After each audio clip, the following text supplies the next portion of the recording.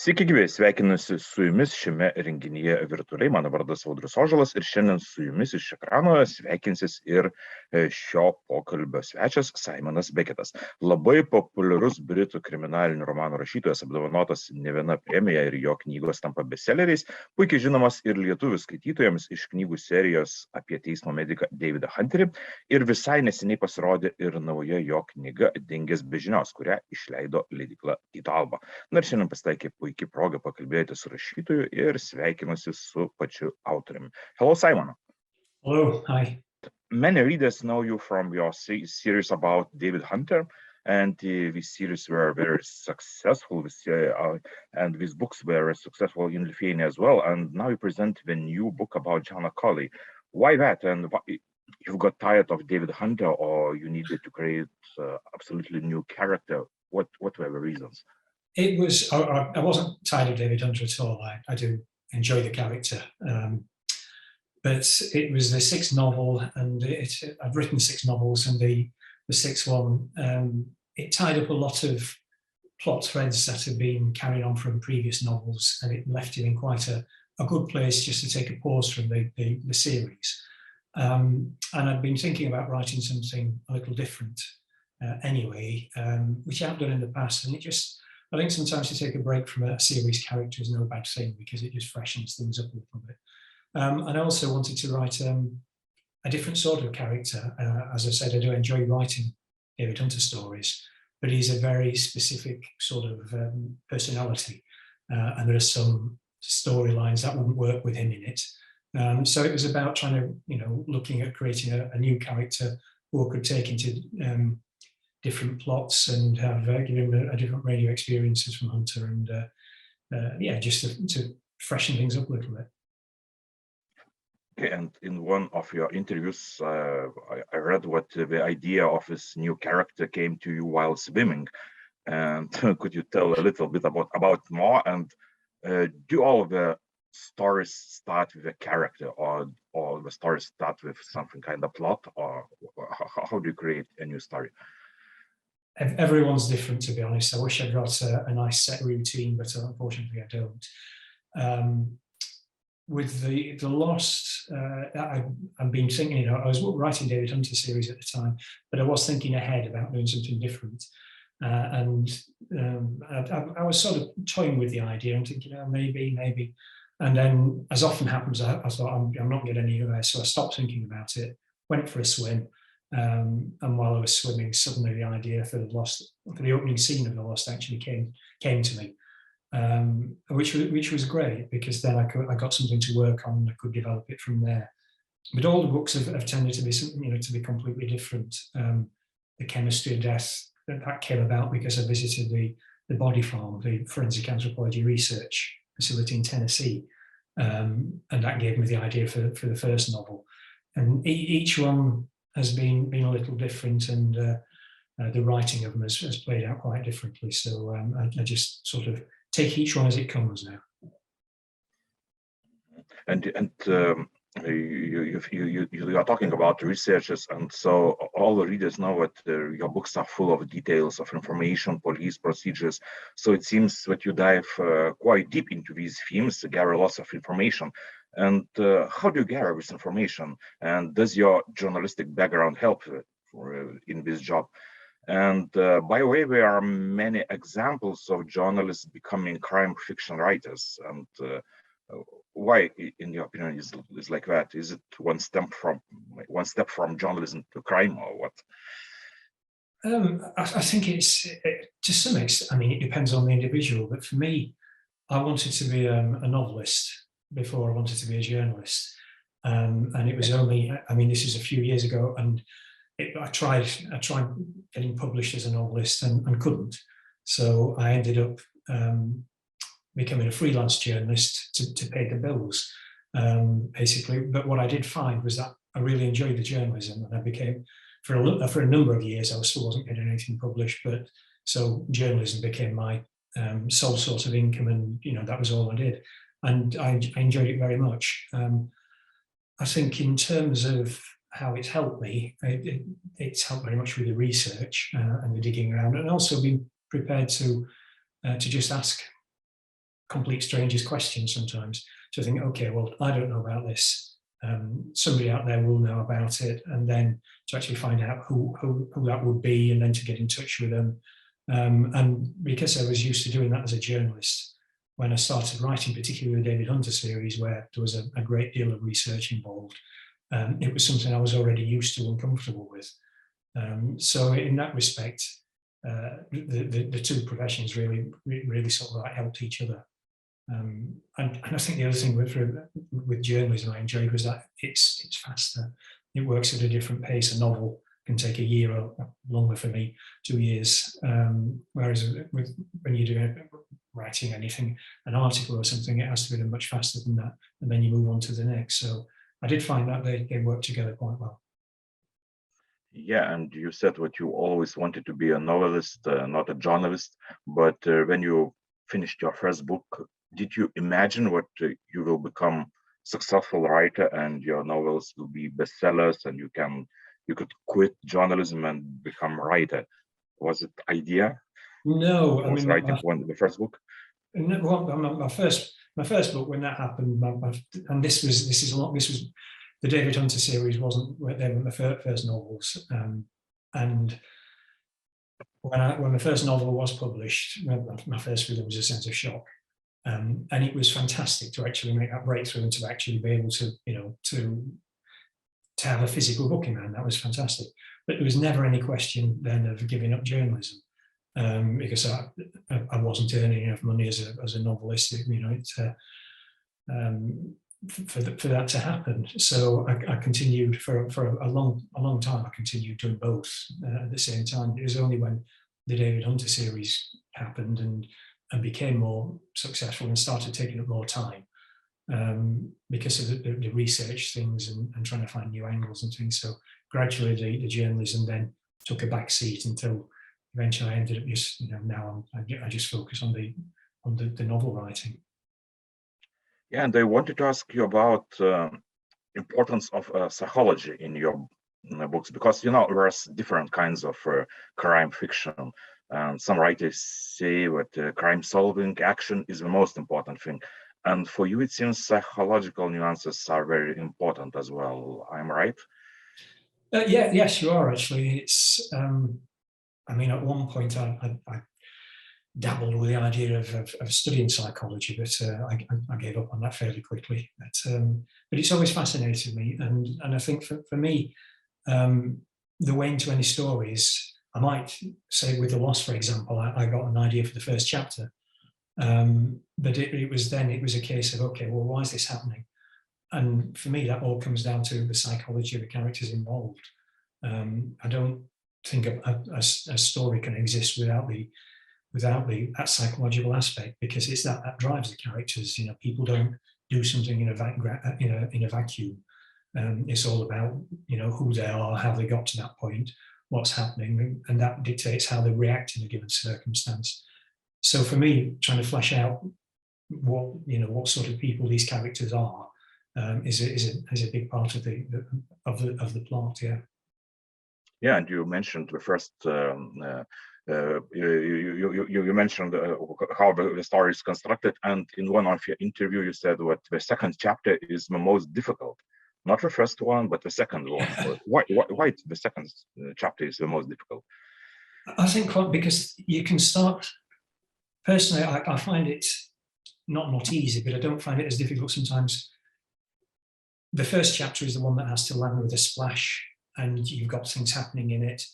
The second chapter is when you start having to, sometimes it can be a little later than that, but they're the chapters where you have to start explaining what's going on and introducing the characters and building background, and fleshing the story out.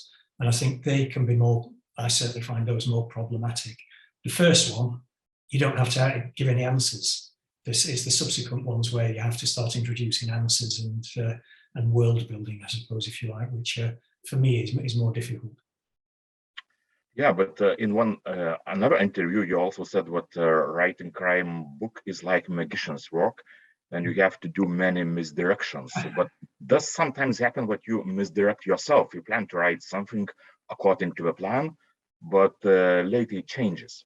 Does it happen sometimes? All the time. all the time, every single book. Yeah, I've tried planning novels quite meticulously, so I know exactly what's going to be happening. And on a good day, I'm never able to plan things exactly. But there's been times when I thought, okay, well, I know what's going to be going on in the next few chapters, and up to, almost up to the end sometimes. And as soon as you start writing, it falls apart. My plans always do. I know other writers work in different ways, but for me, I tend to find, and again, this probably comes down to the psychology. As soon as the characters start coming to life, you think, I find myself realizing, no, they wouldn't behave in that way. This doesn't work in the way I'd envisaged it. So, things have to change. So the stories always develop. I end up now with a rough idea of where I'm wanting to go, and maybe a few key scenes. But then within that, I know full well that the story is going to change and develop as I progress. So yeah, it's a surprise to me sometimes too. Yeah, and I think all the readers who read your books mention what your book seems like it's written in some real places. It describes real places. And do you create these places which you write about in your books on some actual real places? You go to some place to write a book, or just it's a kind of imagination? It's both. I rarely actually describe a real place. Certainly not in the place where I say it is.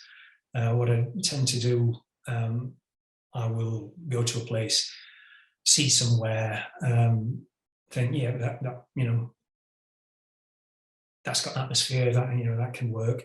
But then I might not use it in the next book. It might come into occur in a book further down. So the places I write about are all places I might have seen something similar to, and I want them to exist. I want people to believe they could exist, but I'm not actually. I'm not describing places readers could ever physically visit themselves.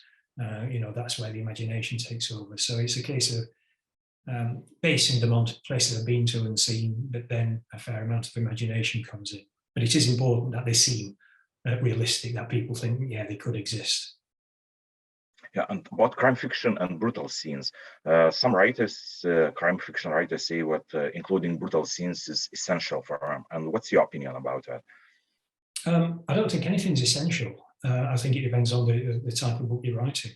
I mean, if you look at the history of crime fiction, not all crime fiction is brutal.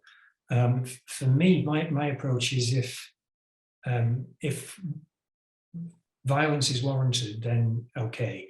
But I do want to make it shocking because violence is shocking, and I don't want, without trying to make it gratuitous.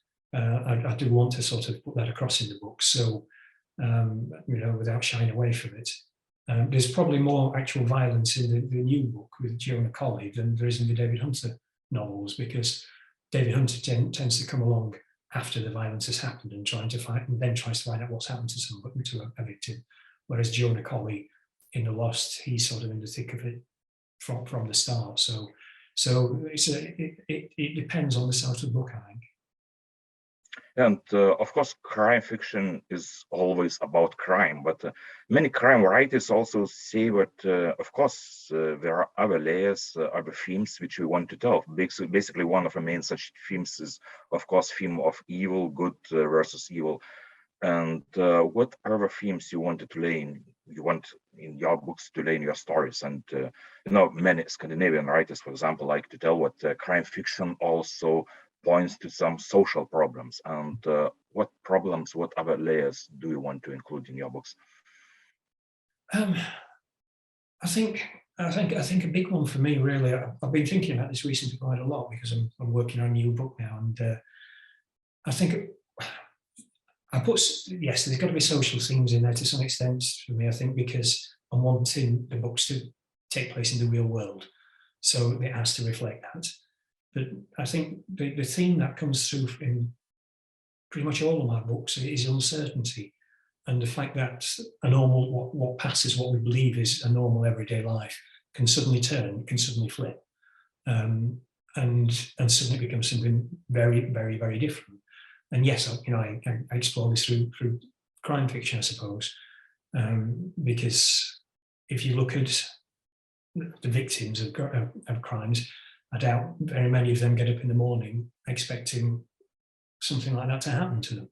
And it's that feeling of, the precariousness of everyday life, I think, which extends beyond crime fiction anyway. I mean, it can, anything can happen. You can step out in front of a bus or whatever. And it's that sort of uncertainty and the precariousness, as I say, of everyday existence that I think that's a theme that occurs quite repeatedly, I think, for me.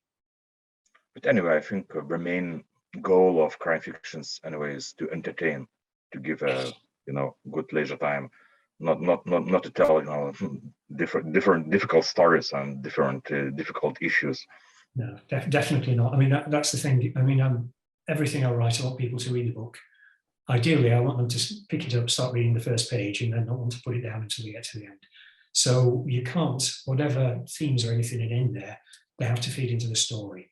And the story has to be interesting, and it has to, as you say, it has to be entertaining. People have to want to keep on reading. So you don't want to make it too grim and too unpleasant. It's yes, it has to reflect these things, but yeah, I mean, I want people to enjoy my books and to read more, hopefully to read more of them. But do you feel what crime genre changes a little bit in recent years? Because I think crime fiction absorbs many different genres, and these days, and it's difficult to tell. For example, is it crime fiction or is if you, for example, read some books, you don't understand. Is it really crime fiction or is it another kind of fiction?